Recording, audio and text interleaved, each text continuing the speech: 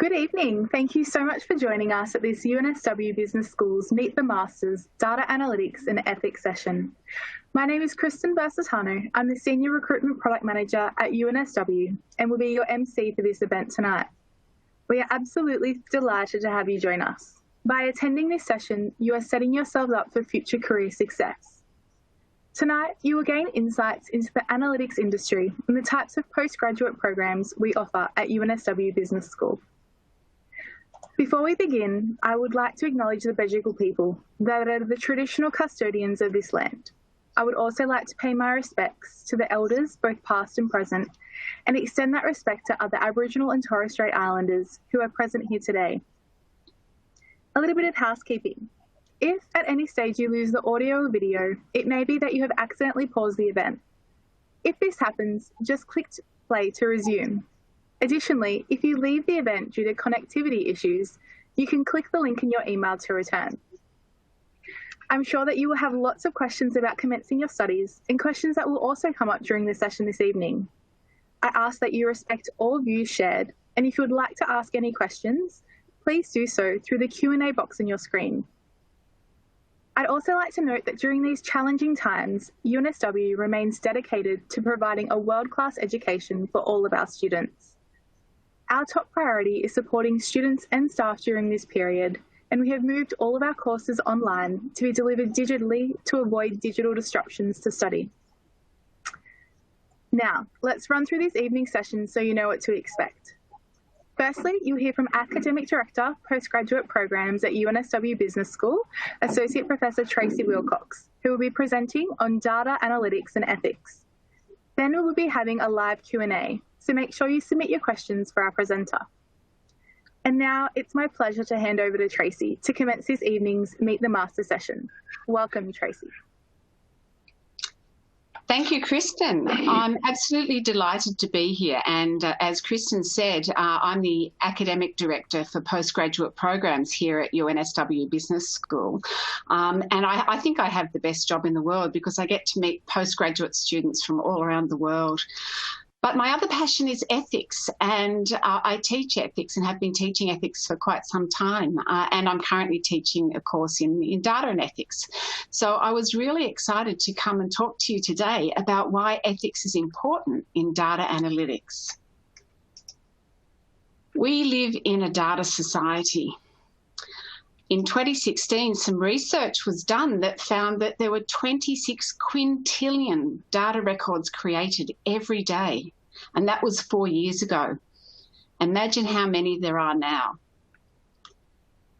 Data is a bit like gold and oil has been in the past.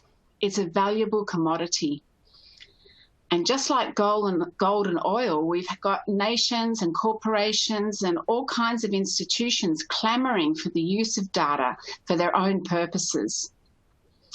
And often there hasn't been much attention paid to the impact of this appetite for data on individuals and on communities, just like gold and oil.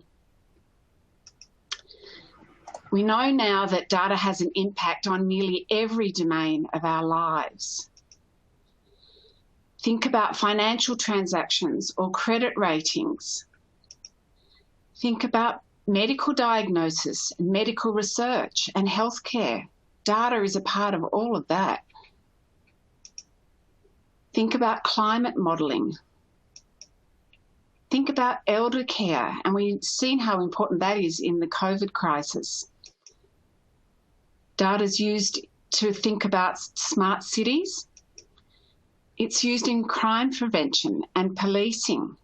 It's also used in autonomous war machines. So data nowadays is not just an asset, it's an industry. And new analytical tools and data-enabled methods make that industry very complex and very powerful. We know data analytics can bring great benefits to society, but some of these uses of data can have unintended consequences. It makes us think about some new challenges and questions that we may not have had to think about before. Questions like, should companies use predictive analytics to refuse insurance or even a job because someone is likely to develop a disease? Or should police use predictive policing software to apprehend citizens on the street who aren't actually committing a crime? Should government agencies use data analytics to identify, target, and penalise welfare recipients? Should political parties access personal data and use it to influence voters and shape their behaviours? Should behavioural data collected through the Internet of Things be harnessed for other purposes? As a society, we haven't had to think about these kinds of questions before. But we're now recognising that organisations and individuals that collect and use data have obligations beyond just the simple economic or political outcomes that they might be seeking. We're faced with new technologies and new applications and new questions to be answered. And that's what brings us to ethics. Why do we need to care about ethics in the context of data analytics? We need to start thinking about the wider social responsibility of the use of data. Back in the 20th century, we had fairly optimistic and perhaps naive ways of thinking. We thought that technology could solve all of our problems and was absolutely the key to the well-being of humanity. But now with these new questions, those values and habits of thinking that we used in the past aren't necessarily going to apply. We've got new duties and new responsibilities. That's particularly important when it comes to the data industry, because the data industry reaches every realm of people's lives. So just as we have supply chains for goods that are manufactured and produced, we also have data supply chains, or value chains they're sometimes called. And these supply chains have upstream suppliers of data. We have downstream users and consumers of data. So really we want to think about any kind of data analytics practice as being part of this supply chain. And the supply chain is really about humans that are at the centre of a set of stakeholder relationships, a complex set of stakeholder relationships.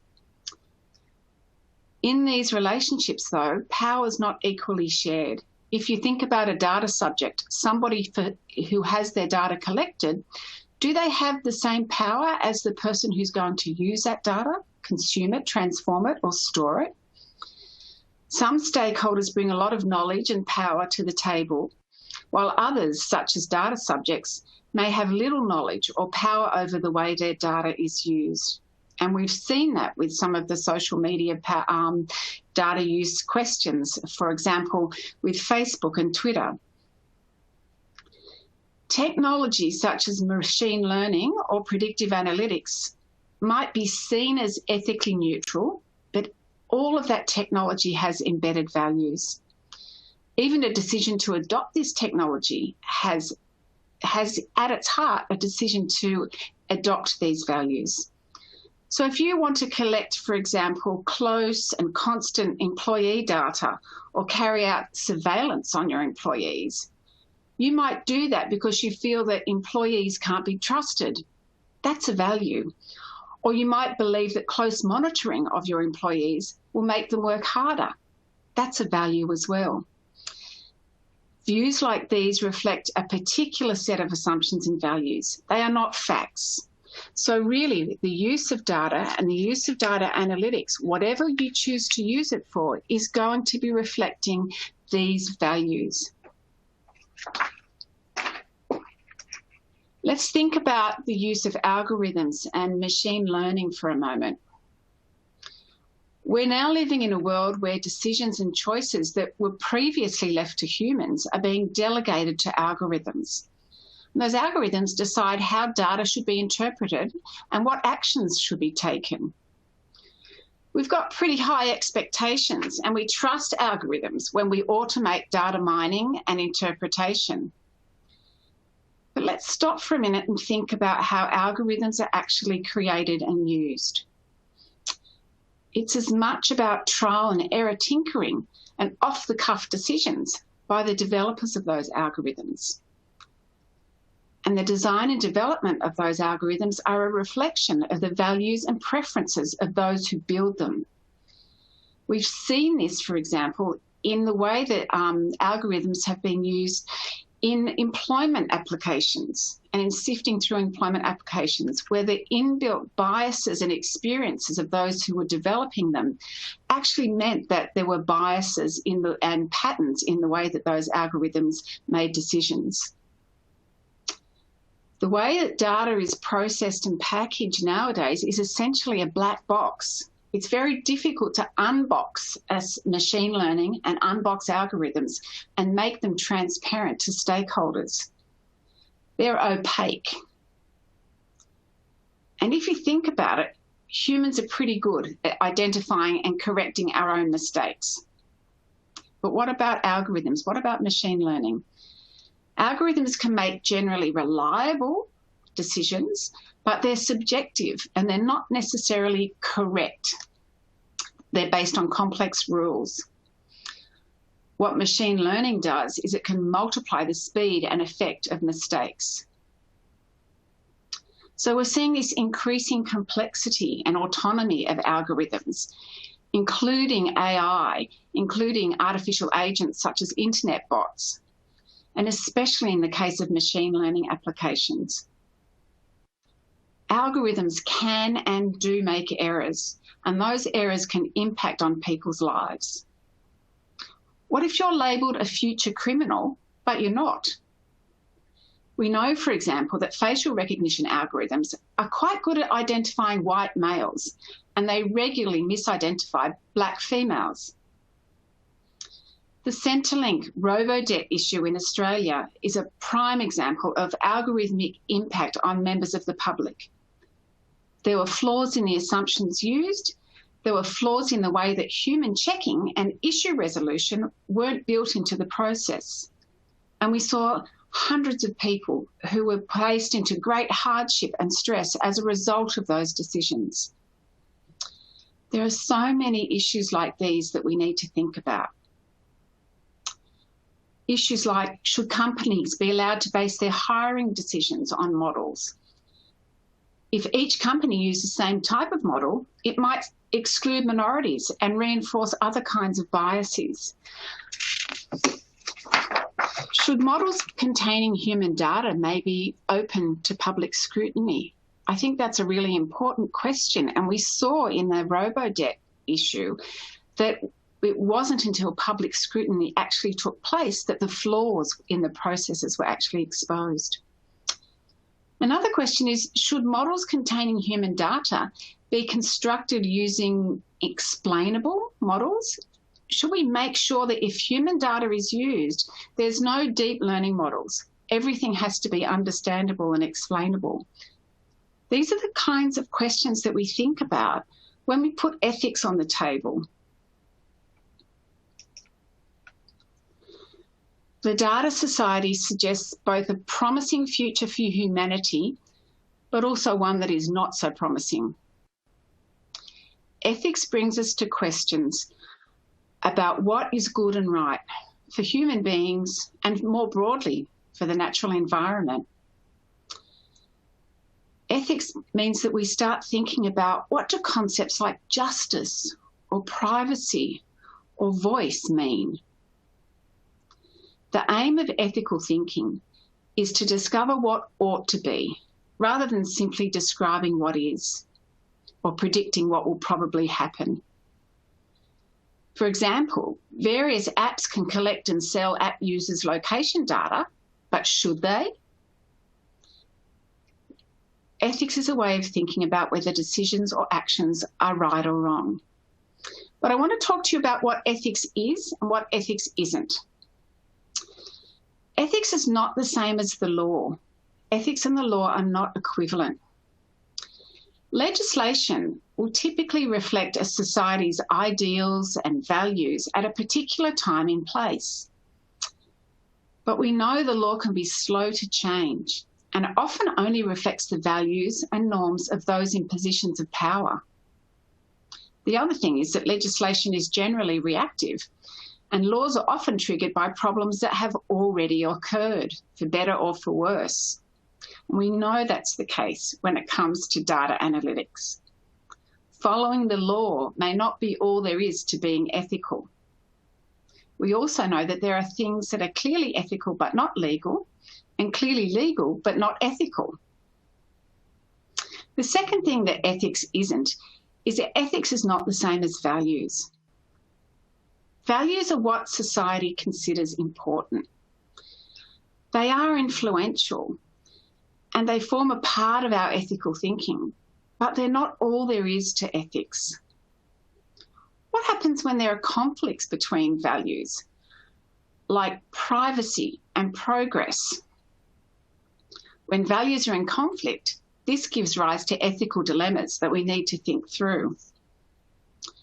Also, what if a society's values are simply wrong? What if they fail to further the human good?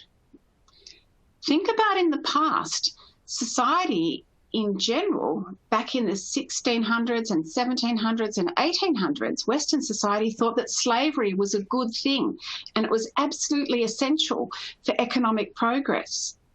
We know now that those values were clearly wrong. They clearly harmed humans in profound ways. So values aren't enough when we're thinking about ethics.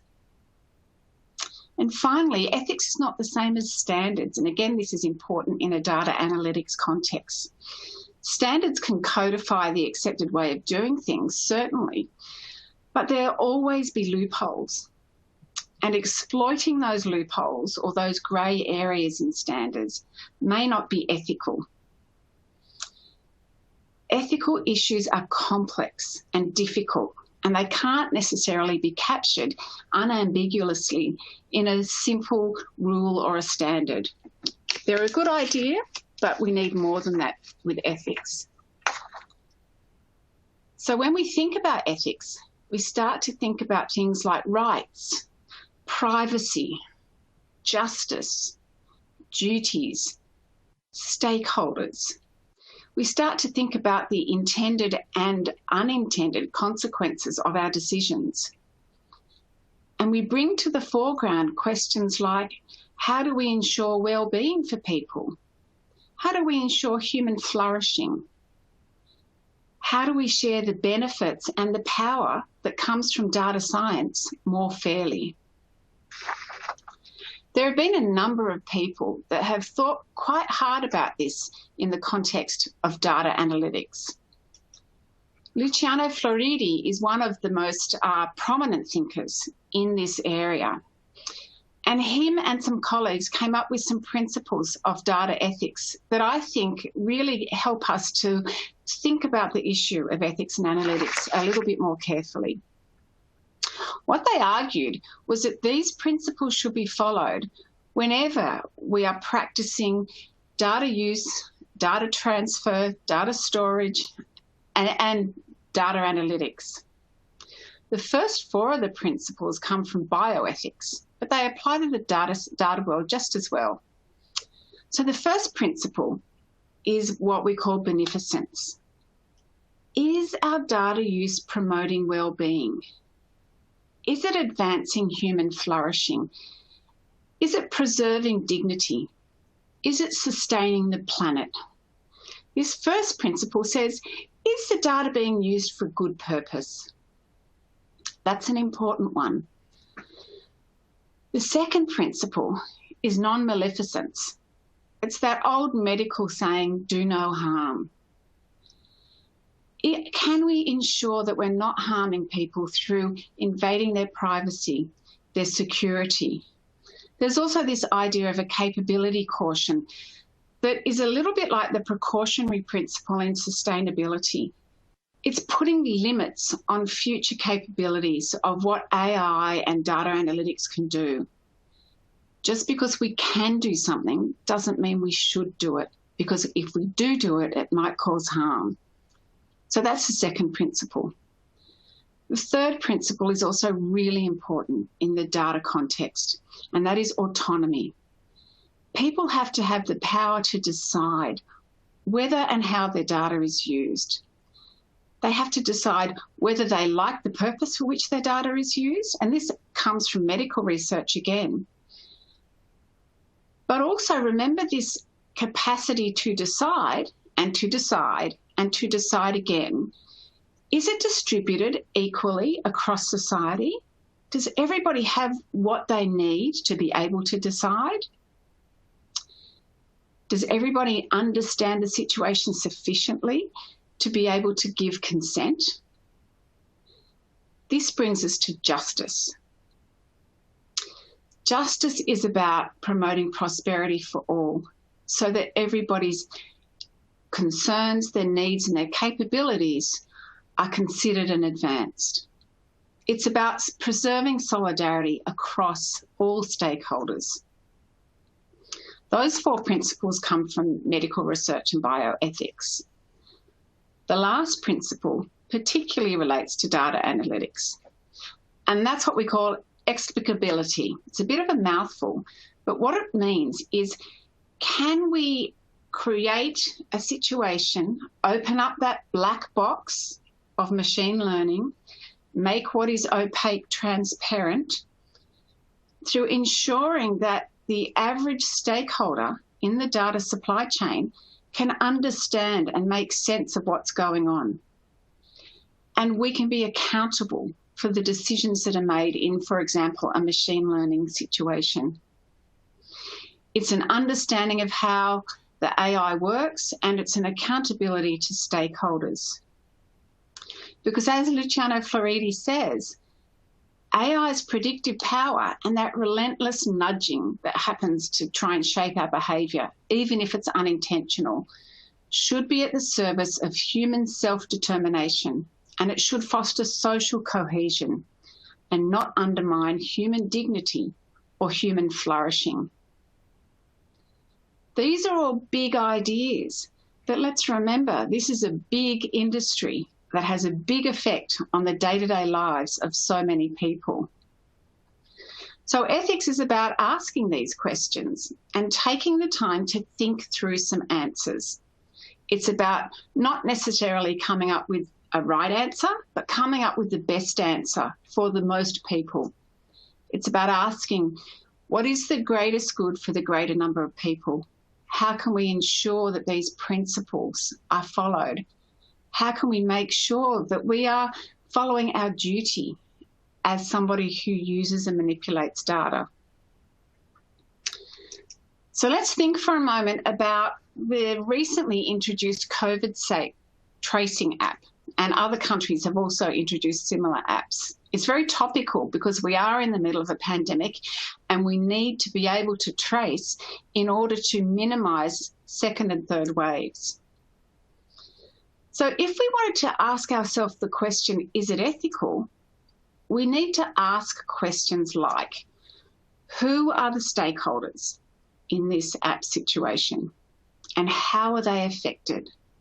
We need to sit down and think about that for a minute. We need to ask ourselves the question, what duties does the government have towards these stakeholders? What are the duties of care that the government has? We've got to ask questions like, how are key principles like privacy ensured? How and where will the data be stored and accessed? We need to ask ourselves questions about justice. What about the people who don't have the capability to really understand what's going on? How can we ensure justice for them? We ask ourselves, does this app bring about the greater good for the greater number of people? Do the ends justify the means? Does this app promote human well-being and dignity? Questions like, can stakeholders, especially those whose data is being collected, exercise autonomy? And can we understand how the app works and how the decisions are made? Now, all of you sitting out there might have different answers to these questions, but the important thing with ethics is that we ask these questions. It's about striking the balance. It's not about whether we have data science or don't, whether it's either ethics or data science. What it means is that we strike the balance between respecting human rights and the values that we need to have a decent society, a decent information society, and have all of the benefits that this technology brings us. This is what we mean by striking the balance with ethics. Well, I hope I've raised some questions for you and perhaps encourage you to think about things in ways that you may not have thought about it before. There's so many conversations that you can have about ethics, and I love these conversations, and I hope that you take some of these ideas and perhaps talk to some of the people that you know about the questions and issues that we've raised. Thank you. Thank you for your presentation tonight, Tracy. It's really interesting, especially around striking the balance between respecting human rights and the value of society. So now we'll turn to the Q&A portion of this session. So thank you for everyone who has already submitted questions, but you can continue to do so. So you've got a Q&A box on your event screen. So if you type in any of the questions, they'll feed through and we can ask those to Tracy. So Tracy, the first question from the audience is, what analytics programs can I study? That's a great question. And we have a range of analytics programs. We have a Master of Analytics, which is a fully online program. And if you want to take a deep dive into the analytics profession, I think that's a really great program for you, particularly if you're busy and you like the flexibility that a fully online program gives. We also have our flagship program, the Master of Commerce, which provides you with a great business grounding that allows you to specialise in business analytics. So if you want to get a broader business grounding and also learn what you can about analytics and move to a career that way, I think the Master of Commerce in Analytics is a way to go. If you're after a shorter program, we have graduate certificates in analytics and business analytics, and they're a little bit shorter if you want to skill up quickly. Great, thank you, Tracy. So one from the audience just then's come through from Assad. Does this ethic principle that you explained before also apply to other fields such as finance, for example? It absolutely does, Assad, and that's a great question. I mean, the idea of stakeholders, the idea of are we harming anyone, the idea of are there unintended consequences of our decisions, all apply to finance. And we've seen in various countries commissions of inquiry and royal commissions into the finance sector, and we found that people were really harmed by finance practices. So absolutely, these principles apply, and it's, I'm really pleased to see you asking that question, because we've seen great harms caused to people by unethical finance practice. Thank you. And one from Frederick. Is data science skills shortage in Australia during COVID-19? So is there more of a skills shortage now with data science and analytics? That's a really interesting question. I guess it's a little bit early to measure the impact of COVID-19 because we're still in it. But I would say that if you think about things like the development of tracing apps, the need to map out the connectivity between people, I think COVID-19 pandemic has brought a whole lot of new uses for data, and both governments, businesses, not-for-profit institutions, healthcare institutions are all using data more and more, and really I think skills in being able to work with data become all the more valuable. I mean, the really interesting thing that I think in terms of the data science profession is how around the world people who are working in these fields have got together and shared data in a way that hasn't happened before. And I think that's been amazing to watch, and I think it's been something that's really positive that's come out of these really awful times is that people are just collaborating with data in ways that they have never done before. Absolutely. And off the back of that, can you explain what the difference is between data analytics and data science? Okay, in terms of our programs, it's probably the best way to explain that. So we do have a Master of Data Science, and that's for people who have highly technical skill sets and who would like to really dive into the technical application of data and use their skills in deep analysis. Our analytics programs are for people who want to actually use data and use analytics to make strategic decisions, whether they're making decisions for a public sector, private sector, business, health situation. So they're going to be having data scientists work with them, but they will have more of the broader strategic overview of how that's used. Great. And one from Alice. Do I need to have studied analytics in my undergraduate degree to study a postgraduate degree in analytics?